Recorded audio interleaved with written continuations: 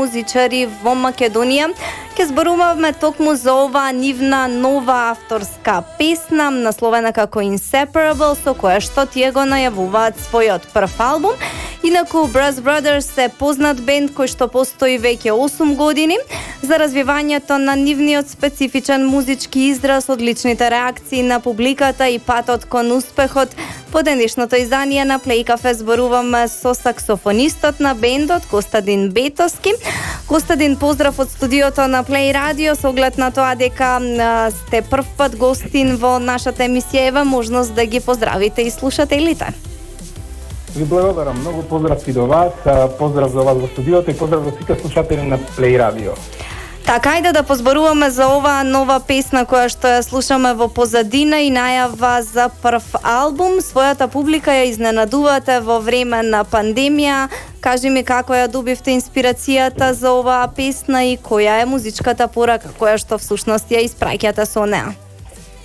Па, со самото слушање на песната може да го осетите нејзиниот сенс. Се прво збора само за себе, опаќајќи го животот и патот низ истиот на сите нас. Песна која пренесе на позитивна порака, секој од нас може да се пронајде во песната. На кратко тоа. Така, вие имате многу препознатлив музички израз, светско-балкански бои на музика и енергија, од експлозивност до меланхолија може да се каже. Кажете ми што од стилови ќе преовладува на албумот, кој што ќе го промовирате, односно како вие музички професионално би го опишале овој албум? Тоа со Балкан Mayhem сакаме да поделиме еден нов звук на македонската сцена, секако и пошироко. Во албумот преовладува драмен бес звукот и мислам дека сме единствен бенд во овие простори кој драмен бес звукот го комбинираме со брас секција. Албумот е толку енергичен, оригинален и креативен, полн со живот и апсолутно позитивна енергија и порака.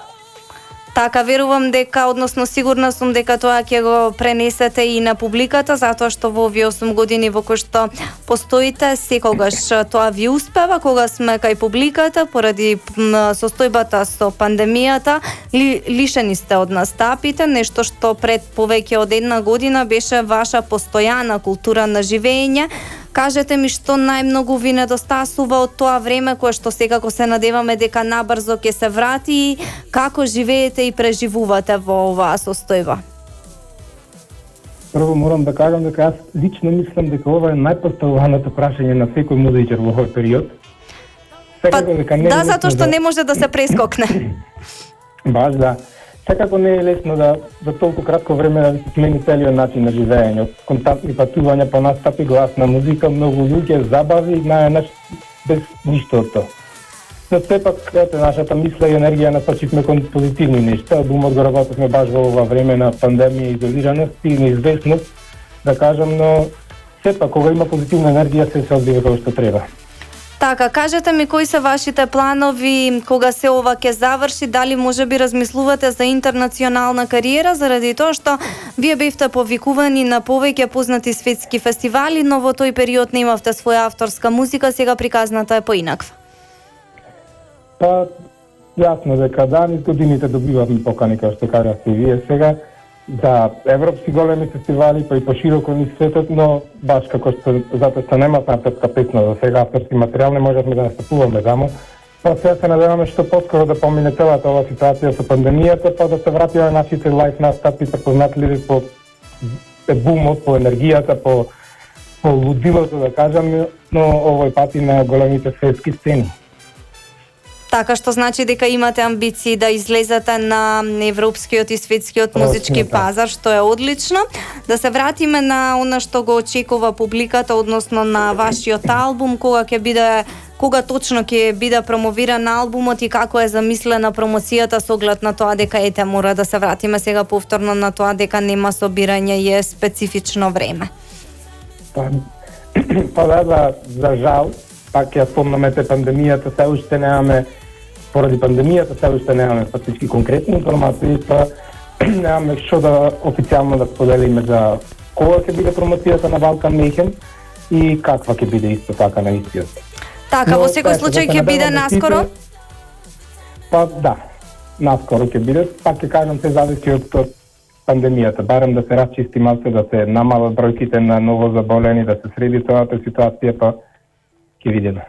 Така, Костадин, јас ви посакувам пред се на вас музичарите да се врати тоа нормално време, затоа што сте многу погодени, тоа вас ви е работа, немате можност да ја работите, но вие ете во време на пандемија на креативен начин со своја собствена инспирација најдовте сили, средства и начин да изработите еден цел албум, така што ќе биде супер кога ќе го промовирате и ќе се врати енергијата на публиката која што ја имате, затоа што според и од коментарите кои што ги слушам од луѓето кои што ја сакаат вашата музика, навистина се многу задоволни и јас верувам дека ќе имаме можност кога си тоа ќе заврши, нема да правиме телефонски интервјуа, туку ќе ни дојдете со бендот заедно овде во студиово.